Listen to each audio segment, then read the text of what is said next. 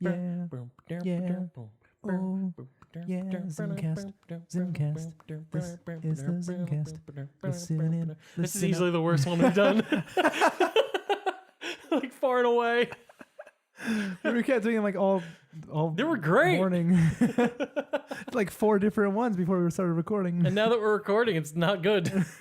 That's because I was the bass line before and you were. You're right. Let's switch. You're the melody. Let's do it. Let's switch.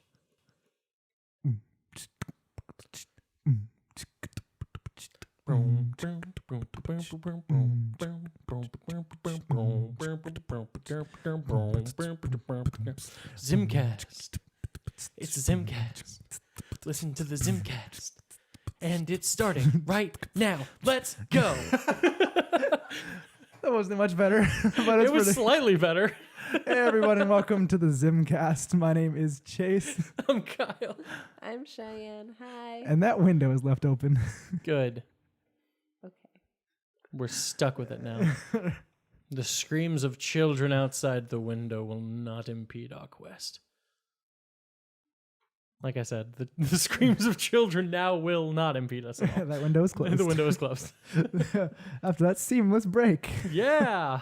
All right. How you doing, Chase? I'm doing pretty well. How are you? I'm not too bad. Not too shabby. Doing okay. I'm glad to see that you're not shabby, because that would be shabby. I mean, I do need to shave. Is that what? What does shabby mean? Not good? Like, you kind of look a little... Scraggly? Shaggy? Kind of, yeah. Yeah, I need to shave, but I haven't been home in weeks, and that's where my razor is. So I'm just like, I'm just you gonna just been sleeping out of the back of your car, you know? Yeah, you know, that's how it goes. Or I'm just staying at my mom's house watching her dang cats. One of the two. It's one of those two options. Hard to say which. But yeah, I'm just, doing my thing. Nice. Yep. I've been playing some Digimon games. Some Digimon games? Not yet. Give me a bit. I can re-download it. Ooh, is there what? I have Digimon games What? on my PlayStation. Come on. What? Yeah. I didn't even know they made. Yeah. Still. I mean, yeah, I could, because like on my PS4 right now, I could just like read. I might actually might still be downloaded. No. So I could get a Digimon Cyber Sleuth Hacker's Memory. What the fuck is that title? It's actually a pretty decent RPG. Okay. Yeah.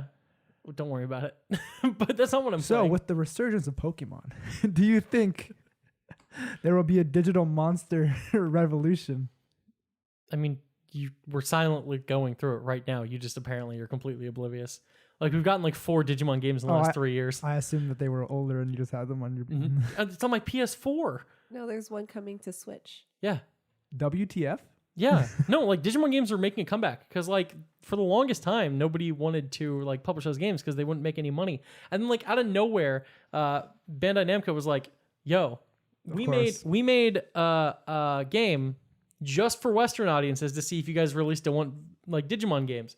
And it was like one of those 2D side-scrolling platform fighters, and it wasn't very good, and so nobody bought it. And they're like, see, we knew you didn't want fucking Digimon games. We're like, no. Just don't want that game. We want good ones. It took a while. There was like a huge fan campaign for the longest time to get some of the games. Yeah, I was a part of it. Oh, I didn't think there were any more fans of Digimon. Fuck you. So, no, people like there was like signatures and petitions, and like the petitions were actually part of the reason why they started localizing the games again. The big one was the first Digimon Story Cyber Sleuth, which was actually a decent game, and then they released like what was essentially like a remake of the original Digimon world. Oh. Yeah, I really liked the original Digimon world despite all its problems, so like this remake was pretty fun. Yeah, see, I didn't think Digimon was relevant for the last 15 years. There's been just nonstop seasons of Digimon coming out. Is that true? Yes. What? I thought it was canceled so long ago. Still pretty they just don't localize them anymore. What? Yeah, but like you can, yeah. See, I bet. There's still toys too. Yeah. I mean, yeah, but I bet it's crazy to me because like some things that we grew up with, starting to see that people like nowadays, these youngsters aren't even familiar with the name. Well, I mean, again, most kids probably don't know what Digimon are like these days, but it doesn't change the fact that no, they're still making the cartoon. It's just not. That's weird. It's not in the West, but you can like go to Crunchyroll and watch like 6 seasons of Digimon you never knew existed. Some of them are really dumb and bad. Oh, There's one where it was like there's like the main character is like a street fighter or whatever, and so he has an Agumon, and but like for some reason the only way he can make his Agumon evolve is if he punches the Digimon first. I was like, this is garbage. That was the first one I think we didn't get in the West. Probably good choice. Yeah, beat your animals; they'll evolve. No, the other animal. Sorry, no, the other Digimon got to get punched. Oh, no, he doesn't punch his Agumon. I thought you meant he punched his Agumon. I was like, that is trash. No, I'm sorry. Mine was no. He has to get involved in the fights with the Digimon and punch the other ones to allow Agumon to Digivolve or whatever. What the fuck? It's super dumb. It's not much better. It's slightly better. It's not like pet abuse. That's what I thought it was. No, yeah. So no, Digimon, it's still kind of going strongish. The games are pretty good. I've played the last 3 that got localized, so doing my thing, doing my part. I do my part. I do my part. Starship Troopers. Would you like to know more? But yeah, one of the reasons I brought Digimon up, I think. I don't even remember how I got here. Because I said like Digimon games, and it kind of sounded like I said Digimon games. Oh, because I was thinking of Pokemon also. Because Pokemon Go has made a little bit of a comeback. Like it was like really big when it first came out. What? Yeah. No one knew that. Yeah, and then it like didn't have shit, so everyone was just like, shit. Then people were like, "Oh, this game isn't even that good," so they stopped playing. It was like a solid month where people were actually outside. Yeah, and then like 2 years later, I revisited it and it was like way better because there's more content and stuff to do. We've touched on this before. Yeah, we have. But the reason I bring that up now is because Niantic partnered with Warner Brothers to launch another game, which is Wizards Unite. Oh, thank basically goodness. Pokemon Go for Harry Potter. Harry Potter, that's right. And they I've heard about this in the past and was interested, but I'm like, how the fuck are they gonna do that? He just shrugs. You like lean into the mic to say something and you just shrug. But I know like how the fuck are you gonna? What are you collecting something? Like what are you fucking doing? But I like signed up to get it early, or not get it early, but like be notified when it launched so that I can download it. And it launched a day early. It was it was supposed to launch to yesterday, the 21st. To yesterday? To yesterday. But it actually launched on the 20th. Ooh. Which apparently Pokemon Go did too. I don't remember, but you said Kinda, that. yeah. Yeah. I definitely was playing Pokemon Go before its supposed launch date. It didn't work, but I was playing it. Yeah. Well, I mean, at least this was working pretty full. Like capacity. literally, my Pokemon Go experience on that night was basically like, whoa, I can download Pokemon Go, and I got in, and the loading screen kept like bugging out, and so solid. I kept restarting the app. Finally, got in. It showed me standing in a field, like there was like the opening conversation, and then no starter Pokemon showed up, and so I couldn't do anything. And no Pokemon showed up. And so I restarted the game again, and then it had my 3 starters show up. Do you start with a Pokemon and Pokemon Go? Well, no, because when you first start... Oh, yeah. You pick... Okay. That pissed me off, too, because when I logged back into Pokemon Go 2 years later, I was trying to figure out what like account I had used, my Google or my Facebook or whatever. And I sign in, and I have like some Pokemon, I think, but like none of the ones that I had caught 2 years prior, and not my starter Pokemon. Or like anything good. Good job. Actually, I don't think I had any Pokemon. I don't remember. But it fucking pissed me off. I'm like, what the fuck? Because You started over at that point. I did. I basically started over. That pissed me off though. I bet. But yeah, no, the way the game works, at least it did initially, I haven't played it since then, was when you start, a Charmander, a Squirtle, and a Bulbasaur all show up around you. But fun fact, if you don't catch any of them for a while, a Pikachu shows up. Yeah. That's right. But to be fair, you shouldn't do that because Pikachus are more common than either of the other 3. Yeah. But not recently. Well, whatever. I don't know. No. I still don't have a Pikachu. You still don't have a Pikachu? You have could have the got one for other Detective Pikachu. They had like a thing where if you just use a camera, they would show up. Yeah, I don't know. Look, all I know is I played that game for maybe a week and a half, and I had 2 Pikachu. Well, screw you. Yeah. But back to Harry Potter. Back to 'cause Harry Potter. That's the more relevant. Well, I guess now for Wizards Fantastic Unite! Beasts, yeah. Yeah, that movie everyone loved. I mean, I didn't dislike it, but then recently I'm just like, Do you care at all? I don't know. You real excited for that 3rd and 4th movie? At this point, I don't care. Yeah. Yeah. Cool. Yeah. I never cared. I can tell. I really cared about Harry Potter. And then they're like, Fantastic Beasts and Where to Find Them. I'm like, I'm good. I never saw it. Ooh. Like the first one. Ooh. You see the second one? No. Okay. Why would I? I hadn't seen the first and no one liked the second. Yeah. But basically in this game, I downloaded it on the 20th. And then that night, there was already an article up. I don't remember from which source, but it was basically like reviewing the game the day it came out. And the main gripe of the article was that there was no one playing it. Like, oh, at opening of Pokemon Go, they were like, I went outside and saw everyone playing Pokemon Go and everyone was excited about it. And then today, I don't see anybody. And I'm like, well, one, it launched a day early and no one knew. And two, it's I wouldn't compare it the same. Really, this person just wanted attention. Yeah, I was like, how do you need And an article you like this? give them a click. I guess, yeah. So the real question, though, the most important question of all, are you an Auror? Are you a professor? Are you a magi zoologist? I'm an Auror. You have to get to level 6 before you choose your profession, which is like gives you those Kind bonuses. of annoying. Yeah. Yeah, but basically the premise of the game is that there's like, it's fucking weird. Of course there's it like is. there's a calamity that happened and like there's these. How did I not hear about this? Basically, there are. Well, I mean, that's in the game. That's what you know. You didn't hear about it because we're working to keep it out of. Oh my gosh! Not Nomad and Muggle eyes.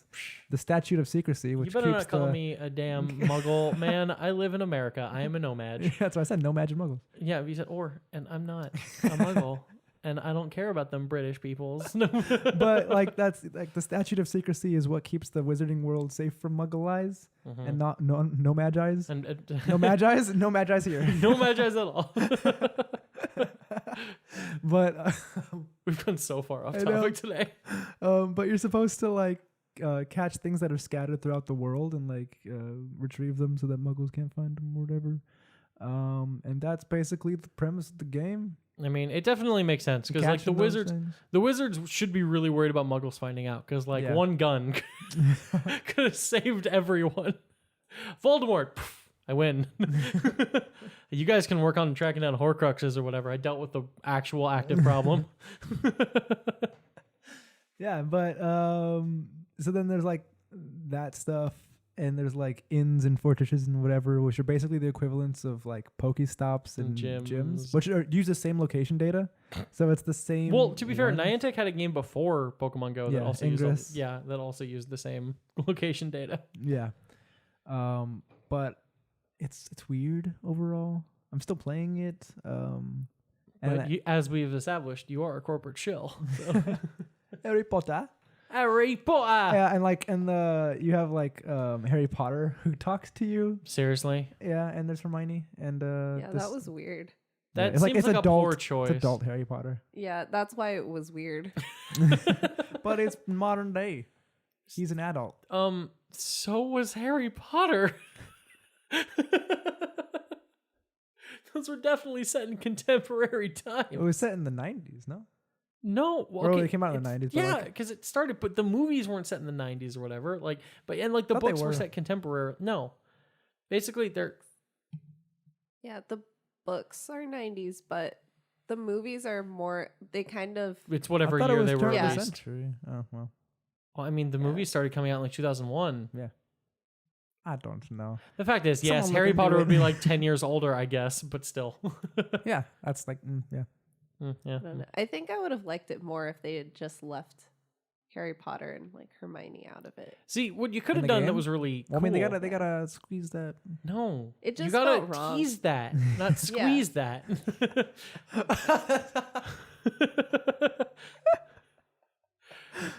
You gotta really. I'm not gonna keep making innuendos. You just gotta have that at the end of the breadcrumb trail to make it feel like you earned something. Like you follow whatever storylines or make collections and like, holy crap, Harry Potter collected that from me. That was awesome. Instead of just dealing with Harry and Hermione all the time. Yeah, he's like the first one. No, second one. There's like this. There's this original character, I think, that is your main person that talks to you and gives you like story stuff. And then but then they progress the story by talking to Harry or Hermione. Gerald Fleabottom. It's like something Constance or Constance something. I don't remember. Constipation. It's weird. Yeah, Constance Wu. Constipation. But yes, exactly. we'll see. We'll see where that goes. I don't know. Will you? You don't sound very intrigued about this game. I mean, I'll play it and I'll see if it's good. Chase, here's the deal. Because I'm a corporate show. Chase, there are legitimately. Yes, I have. Screw you. What do you think I was doing yesterday and why I suggested we talk about it? Oh, well. Look. Jerk. It's very simple. Why do you play not good games for, like, I'm going to give this a shot, but then there are legitimately good games out there. You're like, nah. Because it's a mobile game. I can do it while I'm at work. You shouldn't. You're at work. Well, I mean, not while I'm working, but like, I'm walking around. At work while working. You're supposed to manage by walking around, man. Not walk around and play freaking Harry Potter Wizards Unite or whatever. Fact remains, that's a game that exists. Yay. It exists. People might play it for a little bit of time, realize it's a bad Pokemon Go, which, God, how is that possible? And but enough about Pokemans. So what I've been playing this game this week. I've been playing this week. I was playing a bit of Warhammer Vermintide 2. Yeah, I played some of that. It was like basically Left 4 Dead. Yes, it's Left 4 Dead, but with the Warhammer End Times setting. Yeah. And so you fight the Skaven and also like the rat Northmen. People. Yep. Mm-hmm. It's fun. It is pretty fun. Like you get the hordes of rat people. See, it's like Left 4 Dead, except you level up and get gear. Yeah. More of an RPG. Yes. Also, I was playing Bloodstained, which is Igarashi's new Metroidvania like successor. Yes. No, like it's literally the successor to like Symphony of the Night. Oh. Because he was the person who created that game and like the entire Castlevania franchise. But but they're like, yeah, we're Konami and we don't make video games that don't use pachinko balls anymore. And so he's like, well, fine then. I shall be awesome and go off on my own and start a Kickstarter. And I'm going to have this Kickstarter hosted. Okay, so crowdsourcing is from Greg Miller's apartment. Oh, fuck. Yeah, crowdfunding is actually like really useful. Mm-hmm. And like I think, wasn't the Dragon Prince like kickstarted? I have no idea. Or something I've watched or something that I've like follow was originally kickstarted. And I was like, this is amazing. And I'm so glad that this has been produced.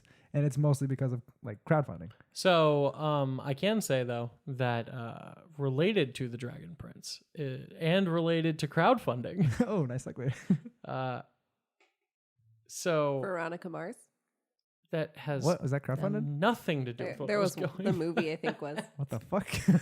I mean, I saw the trailer for the new season. What? Chris and Jack. It's a sketch comedy show on YouTube, but one of the two people in it is Jack DeSena. I've kind of mentioned this before, but they actually started a Kickstarter to make more sketches. Jack DeSena, the voice of Sokka. Yes, and also whatever character he plays in the Dragon Prince. I need to watch the show. You still haven't watched it? No. It's Callum. Callum, sure. Yeah. But hey, what I was thinking was if you donate $100 to this Kickstarter, Jack will make a personalized message to you. It's about 30 seconds long with whatever you want as any of his characters or as anybody. It's the quenchiest. So I was thinking maybe we have Jack DeSena do an ad for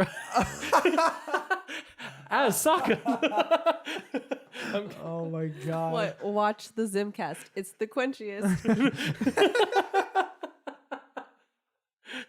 I'm like, I could totally show this out and it would never, ever be worth the $100 I paid for it, but it would be awesome. We have him record our intro. Oh my god. Hey, it's Jack Descent. It's Sokka here. So no, not doing that. Hey, Zuko here. So yeah, that was dumb. But I thought I should bring it up because it kind of like segued. But yeah, Bloodstained is basically like Koji Igarashi was like, yo, I'm going to make another like Metroidvania game, but like I'm going to make it.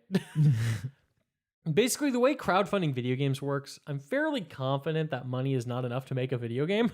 Yeah. But I think it's more about like when you shop around to investors and stuff, it's more about showing like, look, this is how much monetary interest there is in the game just from the super diehard people that care. I'm curious about how the game's doing though, because it was like not marketed at all. It just kind of came out, and the only reason I knew was because that's what I do. Yeah. I know things and I play games. I play games and I know things. Yes, I was trying to avoid the Game of Thrones line a little bit, but I really like it so far. It's a little janky in just like little ways. Okay, that's but, great sign. No, but like it's a shitload of fun. I have like 80% of the map explored. I'm pretty close to the end of the game now. I got the bad ending already. So, good times. But yeah, it's fun. I'm liking it. I keep getting lost in that game really badly, though. I'm like, what the fuck am I supposed to do? At least with Castlevania Symphony of the Night, I could kind of figure it out on my own.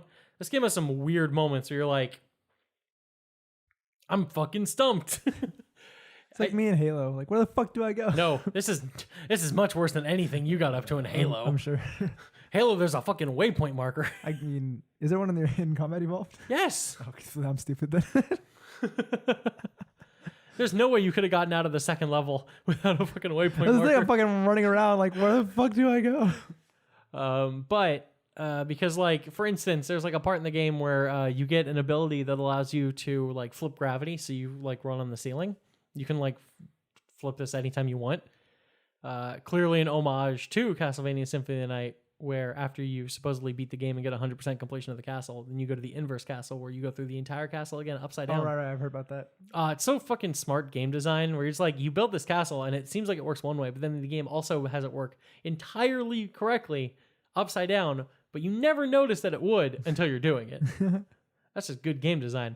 But once I did that, I'm like, now where the fuck am I supposed to go? I thought I knew where I was supposed to go, and I was wrong. But no, what I was supposed to do was I was supposed to go to one spot that I went to very early on in the game. I'm supposed to go to one specific area in this area where you fought a boss. I'm supposed to inverse, so I go up. It looks like I'm going to fly up into the sky, but there's a platform there that you can't see really well from any perspective. See, that's and great. that's where you get an armor that allows you to walk through spikes. What the So you can walk through a wall through. I'm like, how the fuck would I have ever found that without Googling it? How did anyone find this? Yeah. And see, speaking of Halo, though, I was playing ODST the other day. Nice. And in the first mission, I couldn't figure out how to like turn on the waypoints. So I was like running around. I'm like, where the fuck do I go? And you're just in that city. Yeah, and I'm like, where the fuck do I go? And then like 10 minutes later, I'm like pressing all the buttons, and like a waypoint comes up, and it's on a door. And I'm like, there are so many doors in this fucking city. How would I have known to go through this one door? If I couldn't find the waypoint, though. Well, you have to activate the waypoint. It's stupid. Why were you playing ODST? Because I like ODST. That doesn't answer my question. That's such a random game to play. Yeah, I don't know. I mean, I'm not actually judging you, but like, that just came out of fucking nowhere. I haven't played it in a while. Neither have I. Well, yeah. Nathan Fillion's in that, right? Right? Okay, that's what I thought. Yeah. I saw like a fucking an NPC, or I guess maybe it might be a PC because they keep changing characters. I think he plays him at one point. Yeah, maybe. But I was like watching, and I'm like, is that fucking Nathan Fillion? Yeah. But it's like due to garbage face capture. Yeah, it's like he's like Buck, right? I think Sergeant so. Buck? Yeah. Yeah, because he comes back in Halo 5. Oh shit. Yeah, he went through the Spartan 3 or Spartan 4, whatever they're at, thing. So now he's like one of the Spartans in Locke's squad. What the fuck? Yeah, he's one of the characters you can play as in 4-player co-op. That's cool. But I was like, I still never played Halo 5. I was like watching the cutscene, and I'm like, is that Nathan Fillion? I can't really tell because like his face looks like a potato. Like Master Chief Collection does a great job of making the games look like more recent, but They still don't look good. like everything else looked fine except for his face. I was like, what the fuck? Can't fix what's already broken. Poor Nathan Fillion. You looked good in Halo 5 from the one cutscene I saw That's good. before the game came out when I seemed excited about the game before they told me no split screen co-op. That's fucking stupid. This is like the third week in a row we've mentioned how fucking stupid that is. Yeah. All right. But enough about us. It's time to get real dumb. So it's been kind of a slow week. And yeah, there's technically pop culture news we could talk about or whatever. But we thought it'd be more fun to play a game, a really, really dumb game that's going to make certain people hate us a lot. Basically, anybody who's seen any of these movies. Yep. So I've compiled a list of a bunch of classic movies. You've compiled a list. Yep, I've compiled a list of a bunch of classic movies that I stole from Rotten Tomatoes. That I'm going to go down the list. Basically, I can assume any movie I have not seen, Chase has also not seen. Probably. And we are going to review these movies, having never seen them and not knowing what they're about. I think it could be fun. And stupid. Oh, it's going to be so dumb, but the dumber it gets, the better, I think. All right, so we've been making jokes about it this whole time, but we're going to start off with 1949's The Third Man. I knew you were going to start with The Third Man. So, Chase, what did you think about The Third Man? Man, critically acclaimed movie for a good reason. Right? I was just like shocked. You know, when you watch old movies, they kind of feel old sometimes, but this really felt like almost weirdly modern. And especially, like, it really ties in with how modern it feels with its, its romance. Right. There are three men. Three men. Three men. All in love with each other. Exactly. It's a love triangle. It is the love triangle for the ages. And just like, God, I can't believe how forward they were back in 1949 about this. Exactly. Surprisingly progressive. Oh, man. But, like, I gotta say, like, the second man, I don't know. I didn't think his actor did that great of a job. I think he was just, like, carried strictly by, like, his very, like, mundane and monotonous character. But if you'd been able to put that in the hands of, like, a better actor, maybe he would have, like, brought some nuance to it. But I just didn't care about his, part of the triangle. Right, but the other two, I mean, there was a real spark. Oh my God. Like, even before, like, they started teasing the romance, I'm like, oh man, I want to see these guys bone.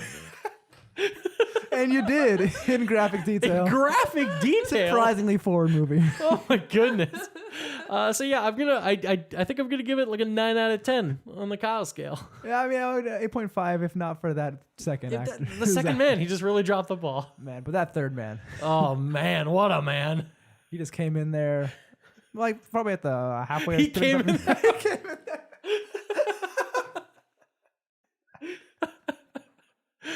There you go. The Third Man, 1949, a 9 and an 8.5, averaging out to an 8.75 on the ZymCast scale. Highly recommended. I mean, that war scene was slightly weird. Yeah, it kind of came out of nowhere. The second and third men in the battalion were it's war. But I did kind of love that they tried to turn it around as like the love between the second and third man was what really ended World War II. Yeah. Man, what a beautiful world that is. Okay, moving on to the next movie we saw this week. The Cabinet of Dr. Caligari. Yes, Dr. Caligari. Not to be confused with Dr. Calamari. No, that keeps happening throughout the movie too. They keep it's like Dr. Calamari. He's like Caligari for the love of God. For the love of God, get my name right. Oh man, like that plight too that he went through the whole movie just to be recognized as not a fucking calamari.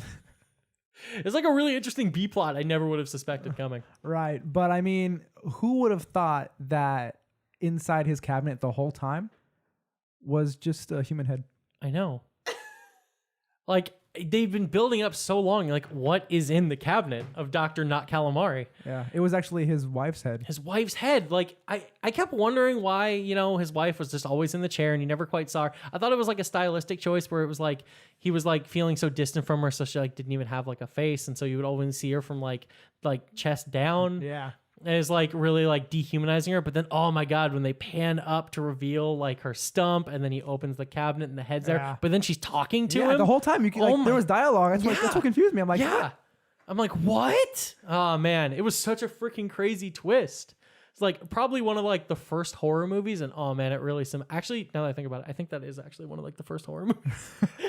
Yeah, so with everyone that you guys are reading, I have it pulled up. Oh no! And actually, you're not too far off. What? Well, What? it's supposed to be the first true horror movie. I think I subconsciously pulled that from somewhere. But hey, I didn't bring up the severed head, so good You know job, what's Chase. funny? I think I've actually seen this movie. What? Have you? It's a silent film. I think I saw it at LACMA, one of their like fine art nights. Oh, there you go. Oh, okay. Yeah, I get why you. The title sounds kind of familiar. You kind of said something. No, I wasn't sure though. I was going along with it. All right. Modern Times from 1936. Surprisingly, not modern times. No. It was This set in one the was- future. Yeah. Oh my God. Like all these others have been like really, quite prescient and like interesting. Like, man, I feel like we have just not, like, we really dropped the ball from 1936's perspective. Like, man, like they thought by the year 1994 that we would be on the moon, like living there. Right. And that Colonies, yeah. expansion. I feel like I watched that whole movie and I'm just like, I wish we lived in this 1994 version of reality. Yeah, I mean, I don't really, because the whole thing was that the Nazis were Hey, look, on the moon. I gotta say though, like that entire musical number in the middle, the Nazis are not so bad. It really threw me off. Yeah, I mean, this was really before the whole war. Yeah, I guess you know, like Hitler's rise to power. yeah, he just like, seemed like an just okay prescient. dude. He was just trying to make everything better in Germany, but Yeah. like little did they know. Really, no, his whole movie was propaganda. Oh man, it was just. I mean, it was interesting though, and like you know, I don't want to admit this over the internet, but like there were a couple times throughout the movie where I'm like, maybe being a Nazi wouldn't have been so bad if only you know all the terrible stuff hadn't happened. Yeah, but I mean, we didn't know that. It hadn't happened yet. Yeah, exactly. This is modern times. So I'd say modern times. I don't like a 7.5. I think it's a little overrated. Give it a 6. Oh wow, well, you didn't like it very much. You're very anti-Nazi. It's probably a good place to be. I gave it more than a 5.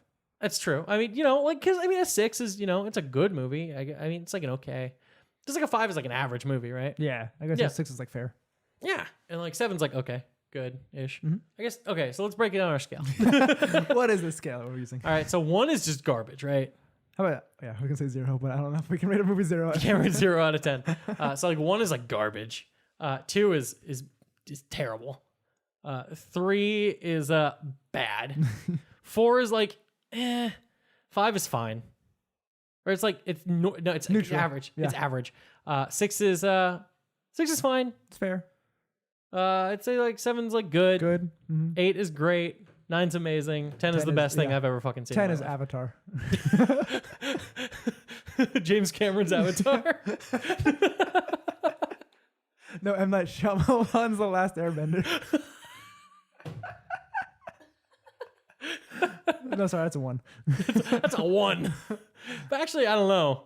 There was that whole dance number where a bunch of people danced to move one low rock real slow. That gives it a point in my Oh book. my god, I remember that scene. No. That gives it a point alone. It's like 2 out of 10. All right. Next up, we need to talk about Laura Oh, from 1944. right. Now, Laura, I mean, this whole thing revolves around one character, which is really interesting. Yeah, it's like a bold take. Yeah, from her perspective. Like literally from her perspective. We never even saw what she looked like because it No, was I don't all think first so. person. I mean, there's that one scene with the mirror, but like I think that was more metaphorical. Where she Yeah. saw like a skull and she was like aging, dying. You know, Yeah. that was more of a metaphor. We didn't actually see her face. Yeah, no, like I Unless- still don't know what she looks wait. like. Was that whole? Am I misreading that whole movie? Was she actually dead the whole time? I think, yeah, I think like they wanted you to like have to make a choice. It's kind of ambiguous whether she just like felt dead on the inside or whether she was actually dead the whole time. Yeah. Yeah. Cause I mean, yeah, she walks through that whole movie and like you really feel her isolation because like no one will connect with her. Yeah. And so I guess really maybe the whole point of the movie, now that I think about it, is maybe like, is there any difference between between being alive or dead if there's no one to connect with? Yeah. It's kind of beautiful. But then like Kind of sad. yeah, well no, super sad. Like I think I cried like 3 or 4 different times in the movie. Which parts? Well, specifically the one that really caught me was the scene when she was in the movie theater. And like you could just it zoomed in on her and then it slowly panned back and the theater was full, but there was like all the seats around her were empty and those were the only places where people weren't sitting. Yeah, very bold choice. It was from the back. Just Yeah. couldn't see her face. Yep. Like, Yeah, no. It's because it was like the one time we left her perspective, and it just like it zoomed from her and then like zoomed back like through her skull and just back, and then you just see like all these empty seats, and then all the other people there, and you're just like, wow, this is a weird place to decide to cut away from your first person perspective gimmick, but like it really hit me right in the soul. yeah, it was weird because she was actually watching the cabinet of Dr. Caligari. Yeah, I know, right? Bringing it all together.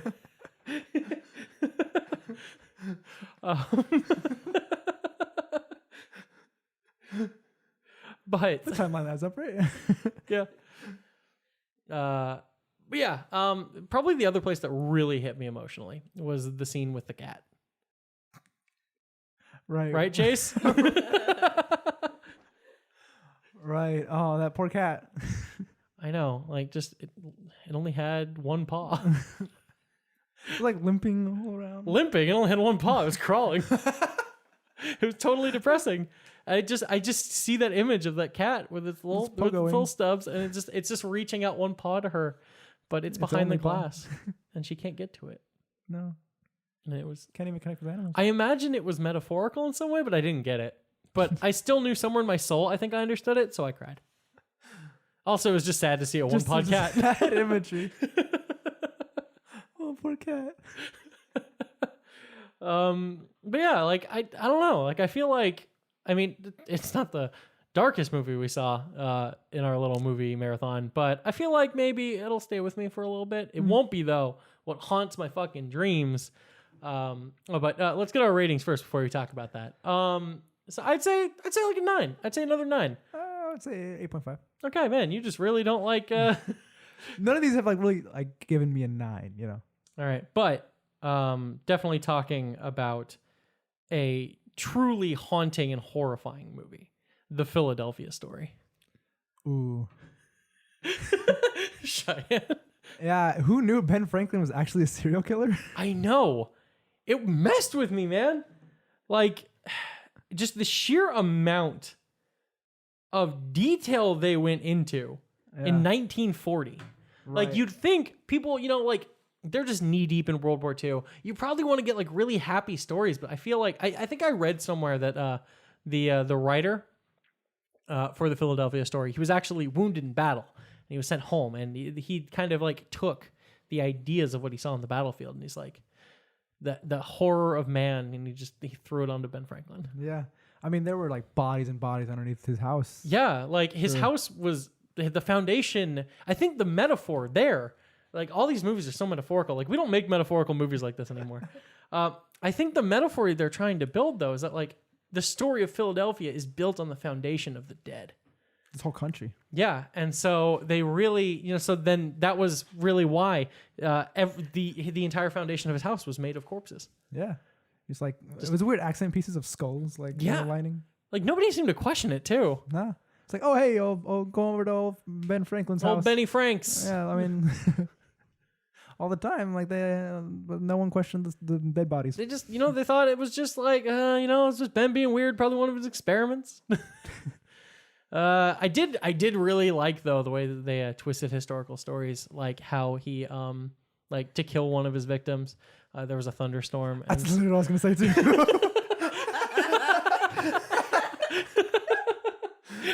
So he tied the kite around the guy and then put up the key. That's literally what I was gonna say too. High five.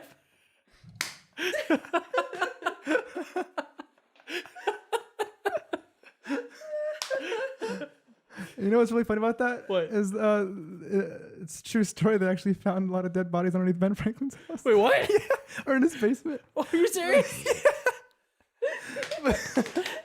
But I mean, I think it was a house that he like rented from someone else. You don't think he did it? No, I think someone else lived in that house. No, there's a lot of shady stuff about him. And Philadelphia. Oh, Philadelphia freedom. I love cream you. cheese.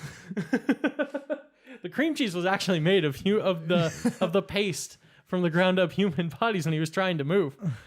Yeah, it was really a smear campaign against the Philadelphia Cream Cheese Company. Yeah, and I think actually probably one of the most interesting points of the movie though was when he went to France to be the ambassador. Yeah. And you could tell that there was this whole stretch of time where like he wasn't even there, but people kept dying. And so it's like who, and they never told you like which of the characters like picked up his legacy, but there were like a lot of suspects. Who do you think did it? I think it was actually his mom. His mom. Yeah. His mom was dead at I this know. period of That's the time. point. My God. That's the crazy part. So did she like fake her death? Or was it like a ghost? No, it was a ghost. Oh man, that's cool. I never even thought of that. Like, because I spent the whole time thinking it was the manservant. You would think that, yeah. You would think, yeah. I mean, I guess I kind of went for like the low-hanging fruit with that regard. It's like, of course, you know, he was helping bury the bodies, so why wouldn't he continue his master's legacy? Yeah, but it was actually they were burying the bodies and they disrupted the grave site of his mother. Oh my God, and her spirit came up. Like there was a little part of that movie. It was kind of hard to. Oh, I totally missed that together. subplot. Yep. Oh, that's so cool. I mean, you should probably like post that online because like I actually read an article that was saying that it was actually the neighbor Todd the whole time. But Todd did nothing wrong. Yeah, I guess. Yeah, I kind of thought it was like a little far fetched. It was like, I mean, he was a little creepy. yeah, but I mean, it doesn't mean he did it. No, Yeah. I mean, you would see him like there were scenes where like if you noticed he was in the background like peering over some like He might have known, yeah. but like he didn't say anything. No. But I mean, I guess that makes him a bit villainous. But you know, whatever. It's the story of Philadelphia, right? Yeah. That's how Philadelphia was built. Yeah. So yeah, you know, it's just an examination of the darker times of our society. So 10 out of 10, masterpiece. Possibly the best movie I've ever seen. I'll give that a 9. That deserves my 9. Possibly the best film I've ever seen. Sad, I actually know this movie though. That's why I was dying. What's it about? It's a romantic comedy I had a feeling. with Cary Grant Yeah, he plays Ben Franklin. and Katharine Hepburn. Like, this is a major movie. I knew I'd heard of it, and I was pretty sure it was a romance, which is why I selected it. When I was scrolling down the list, I'm like, yes. The sad thing is this the one that you guys have been, because you guys have been talking about like murders, mysteries, Yep. and you've actually have kind of gotten it, except for like this one was really off. The last one was too, though.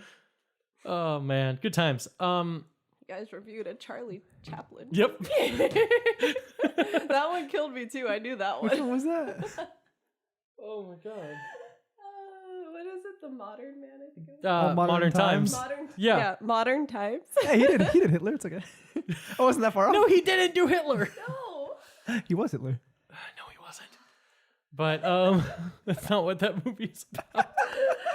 This last one really killed me though. I Good. was like, I'm so I glad. We know nailed this, that though. too. We nailed that. That was pretty good. We managed to pepper in real historical facts. And, like, all right.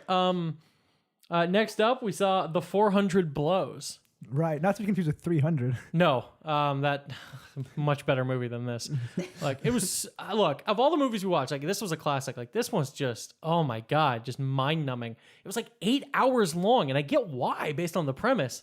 But like, look, just because the man. Okay, so like for anybody who hasn't seen The 400 Blows, basically it's the story of a man who, for a terrible crime, he was sentenced to being whipped 400 times.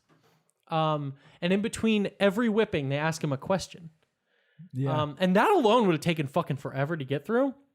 But unfortunately, the director thought it'd be a really profound decision to have a flashback every time to how he learned the answer to this question. Right. And the weird thing, like towards the end, you figure out because you don't know the crime that he's being punished for until the very end, and it was actually just tax evasion. Yeah, it was just tax evasion. Now, to be fair, that's like one of the worst things you can do in the eyes of the government.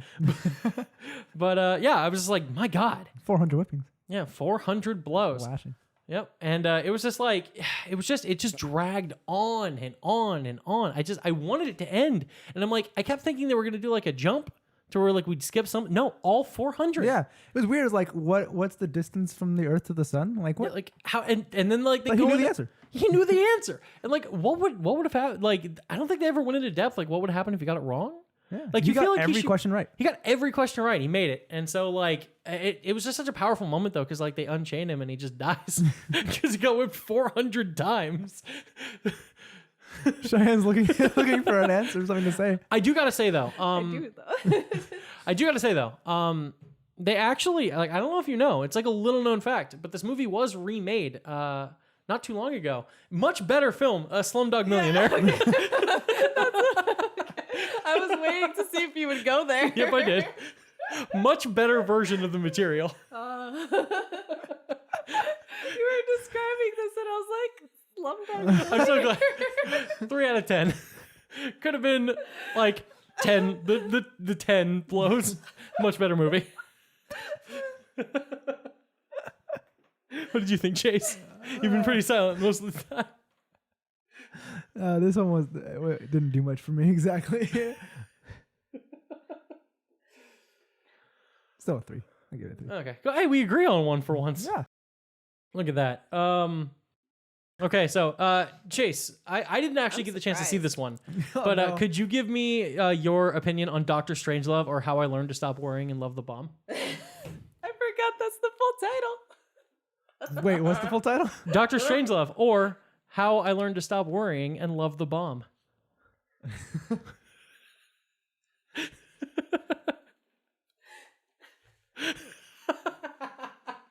So, Doctor Strangelove, surprisingly early film about the Sorcerer Supreme. 1964. I know. Yeah. It was the inception of the Sorcerer Supreme. Yeah. And the whole plot revolves around Sorcerer Supreme learning magics, and his little... No one can see that you made the sling ring motion. Yeah, that's what it was, a sling ring. And he somehow sling rings himself into... what year is 1964. Into Vietnam. Pretty early.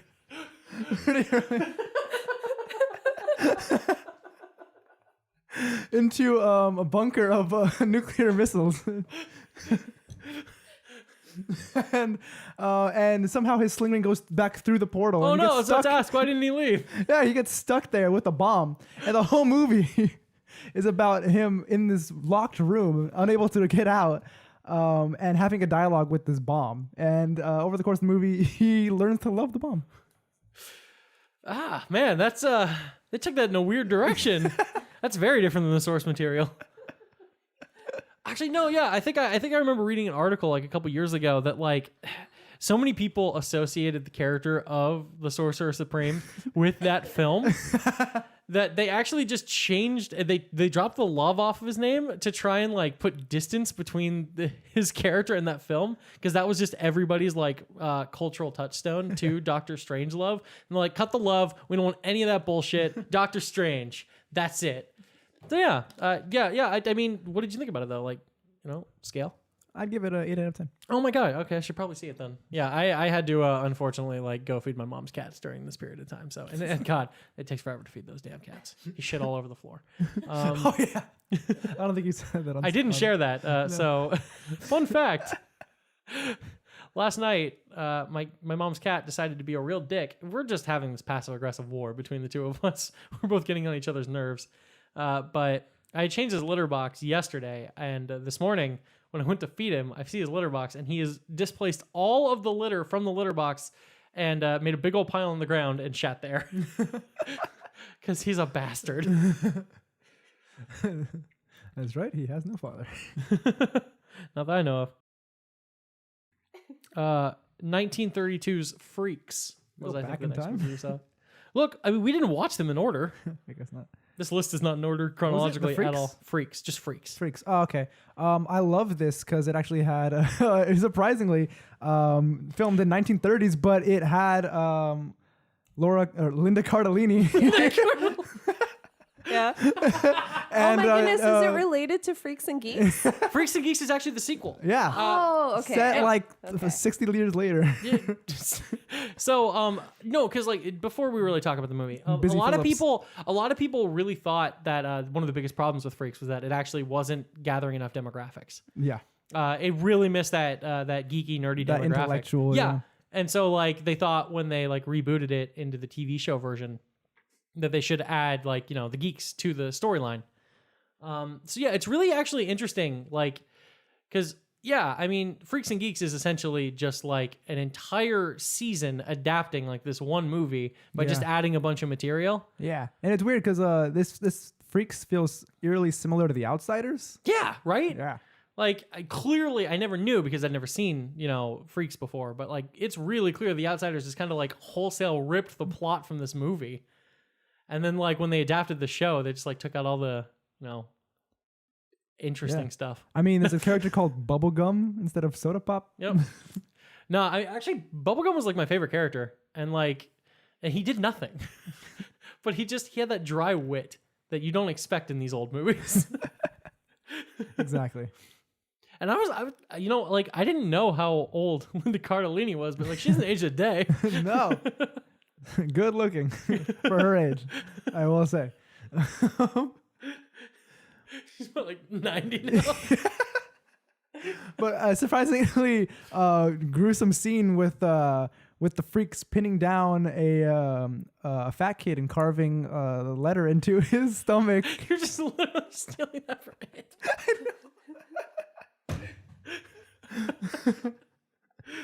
That's some kid. Stephen King was inspired by that scene so badly. Yeah, his dad was a cop, and he wanted to rebel against the system.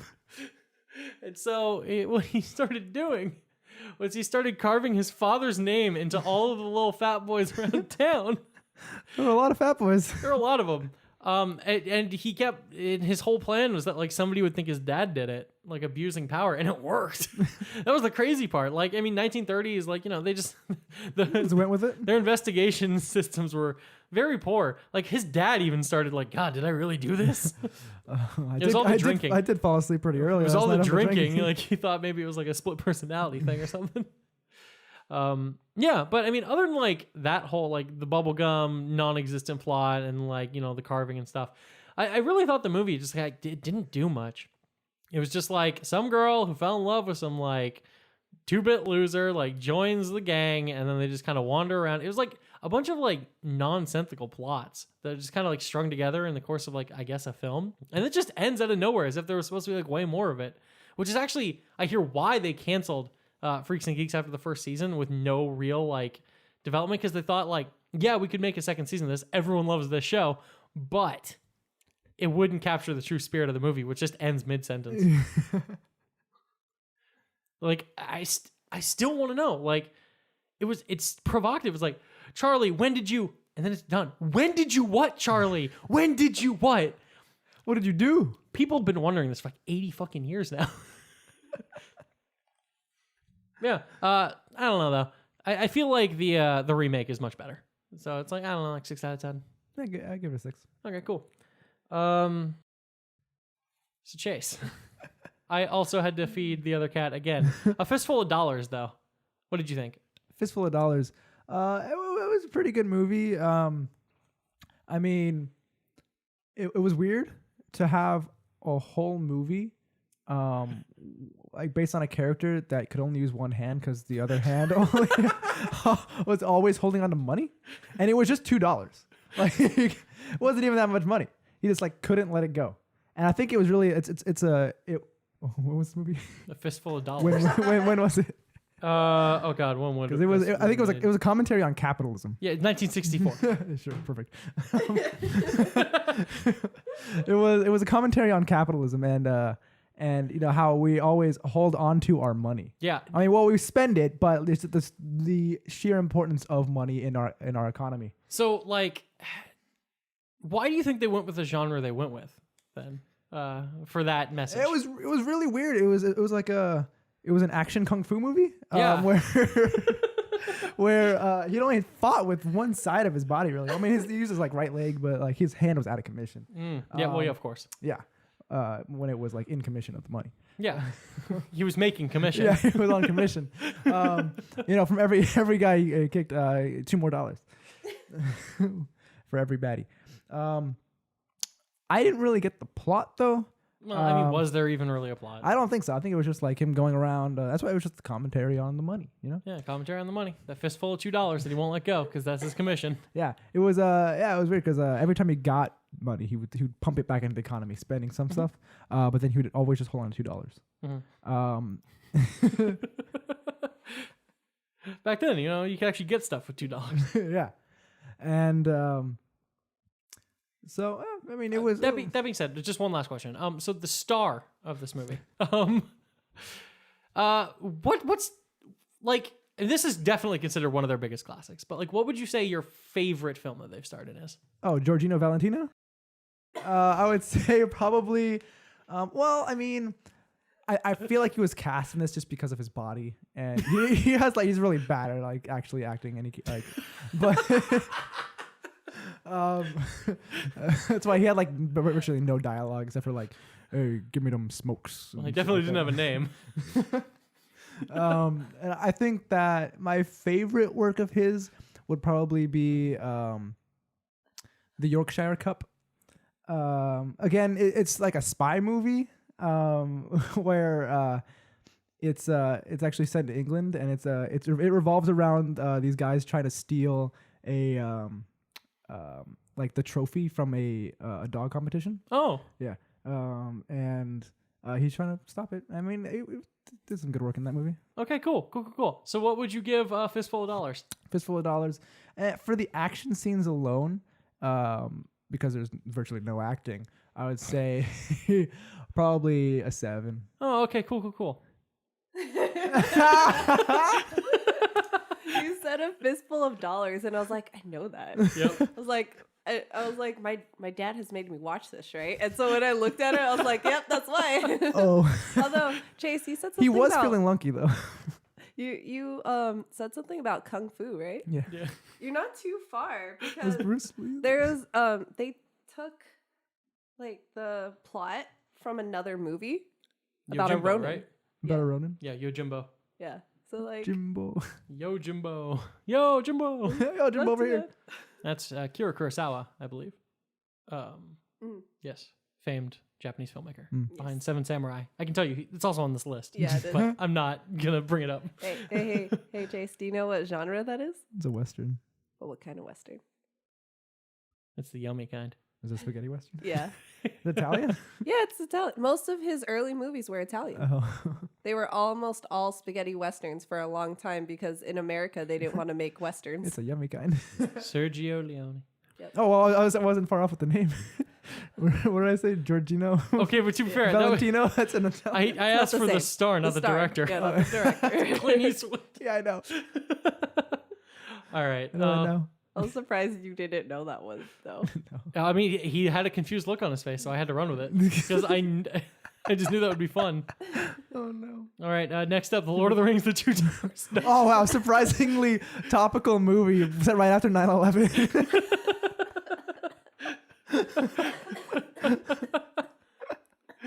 All right, I knew you were going to make that joke. I just had to get it out of the way. 10 out of 10. 10 out of 10. So, next up, 1985 film Ran. I gotta say, I expected a lot more running. Yeah, I mean, there was that oddly anachronistic Flock of Seagulls song. Iran, which was like 40 years too early. What the fuck? It's in the 80s. Oh, I thought you said 1948. Never mind, it was totally right timing. Well, you're like anachronistic. Flock of Seagulls. I'm like, what? 1984, not 1948. They kept. Well, no, 1985. I went with 1984, which was written in 1948. So that's where my brain went. You went on a journey. George Orwell. Thank you, Orwell. So yeah, I know. But like, what was really annoying about that song is they kept playing it over and over the whole and soundtrack. over, except for ironically the two scenes where he was running. Yeah. Then it was just like some weird techno bullshit or whatever, which is really weird. Yeah, most of the movie oddly was like set in one room where they were just sitting and talking. Mm-hmm. They were talking about running though. Yeah, they were It was saying like, "Oh, I'm gonna run. You know, like- gotta run from this law." Yeah, but then like it was basically like an entire examination of the concept of running, but like Yeah, not just different like ways you can run. yeah, like physically, like emotionally, metaphorically. Yeah. Yeah. And I I got specific movie. yeah, and I got really fucking bored.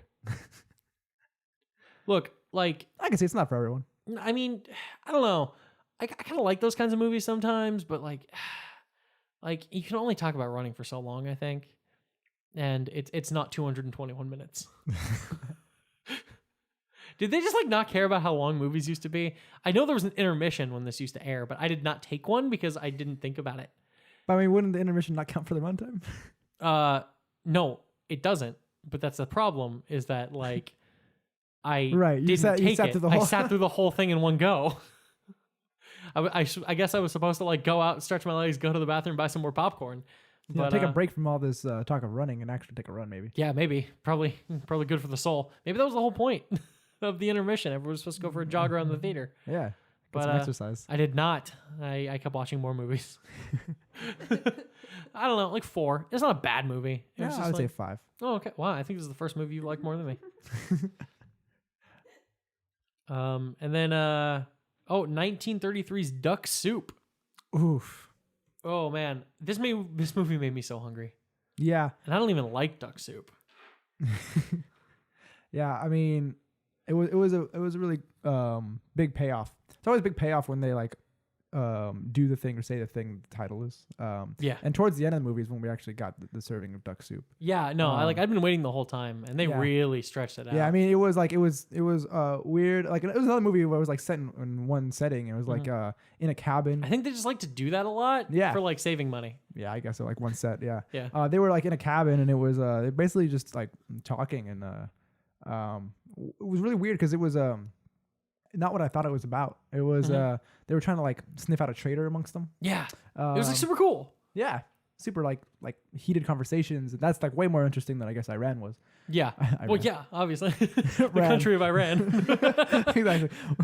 But yeah, I actually really appreciate it because like you watch that movie, like it was obviously nothing you were expecting. We never read Yeah. any of the blurbs for any of these movies before we went into them. Yeah. But yeah, no, it was super cool how like you could kind of see the ebb and flow of the entire group of 6 Yeah. guys as they're like making alliances and like trusting somebody, but then like new Yeah. details would come out. And then I was actually really fascinated. I was wondering the whole time, and like, yeah, one guy kept mentioning, oh, the soup's almost ready. The soup's almost Yeah. ready. And I was like, who gives a fuck about the soup? And then it comes out, and first of all, it looked delicious. Yeah. The sad part was at that point, everyone was dead except for one guy, I know. and he's the only one that got to eat the soup.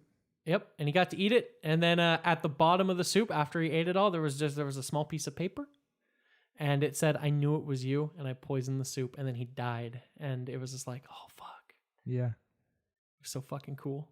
And then the one dude got up, and he's like, I never died. And then he took out, like, he opened up his chest, and like where he'd been shot, he was just like, he had the pan that he made the soup with. Right. It was awesome. And he grabs the whole bag of money and just walks out of the cabin. Yeah, it's a really good watch. You should watch it, Cheyenne. Yeah. Like, I heavily recommend it. What the fuck is duck soup about? Dude, I basically just ripped off Fateful Eight. I know what you did. Twice. Well,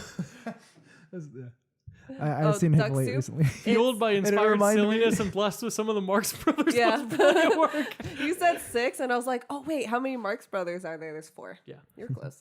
Is one of its or any era's finest comedies. Yeah. Because the Duck Soup reminded me of Hateful Eight just because of the was it soup? I don't remember. But like, And then the last movie we saw was Sunrise, a song of 2 humans. What a place to end it, man. yeah, I know. Like, I mean, normally I don't like musicals, but it was pretty good. This is 1927.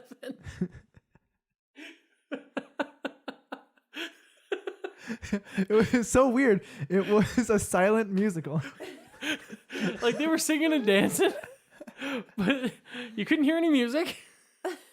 Honestly, I think the actors were just dancing and pretending And to then sing. and they would have the lines like pop up between Yeah. each number. I read after we saw the movie that like they would have like the orchestra perform the music live Yeah. at the theater. But like we did not have that luxury. No. Apparently, though, you can buy like a cassette tape with the with like a recording of it that you could play with the movie. Yeah, that was a more recent thing because after it was out of theaters, no one could watch it with the live orchestra. They get put on a record, and you had to play it with the gramophone. Yep. But then they made a cassette. And Yeah, they never got any farther than that. No Nope. CDs or anything because nobody's watching this movie No, anymore. it's not digital. But you know what? Like, I gotta say, it kind of weirded me out because, like, am I the only one who noticed that it was like weirdly like about us?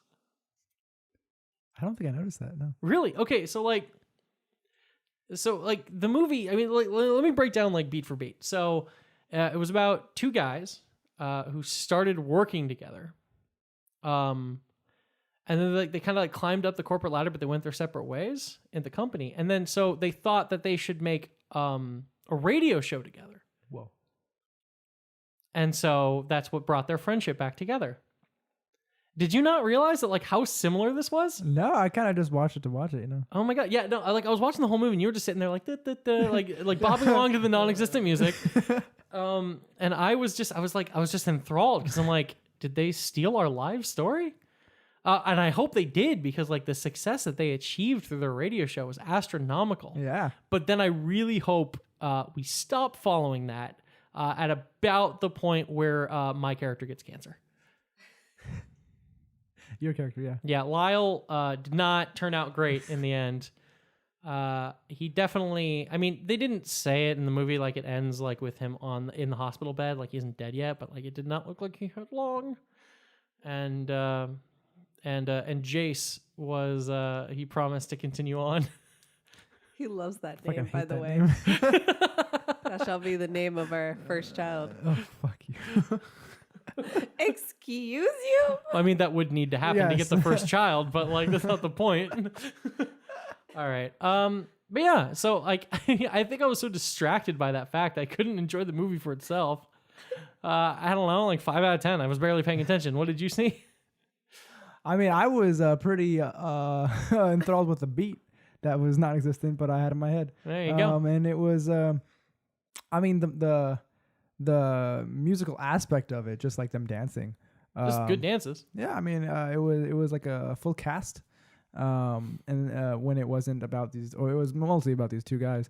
But in the intermittent parts with the full cast, Well, I it really was kind of liked. culty. Yeah, I get what you're saying. Like, I really liked though how whenever they were doing the radio show, like whatever they were talking about was being acted out by the rest of the cast, like Yeah. in like song and dance number, but mostly just dance. Yeah, mostly just dance. You couldn't hear the sound. Nope. Yeah. So, but yeah, I don't know, like 5 out of 10. Yeah, I gave it a 6 just because of the entertainment. Yeah, I mean, it was certainly good, but yeah, it weirded me the fuck out. Yeah, so Sunrise, a song of two humans coming to a theater near you with a live orchestra. Yeah, I heard about the re-release. We'll probably have it at our theaters. It's probably going to be pretty annoying. All right. So yeah, we had a nice busy day and a half. I guess I mean that one movie was like 8 hours long, so I guess it was like 2 or 3 days of like watching a bunch of old movies. And I hope you all really enjoyed our opinions of them, because I mean I am a film buff. And so it was great to fill in some of those holes in my film knowledge.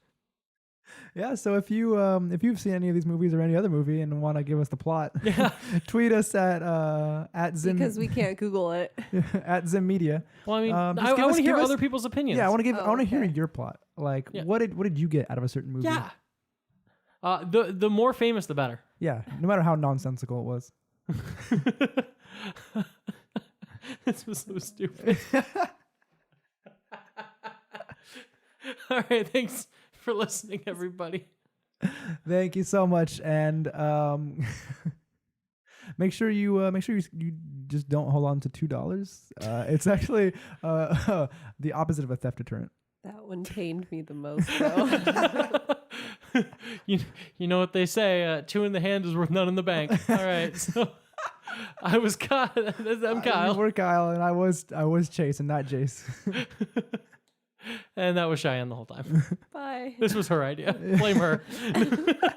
What have I done? Thank you all. You'll hear us next week. Bye. Bye.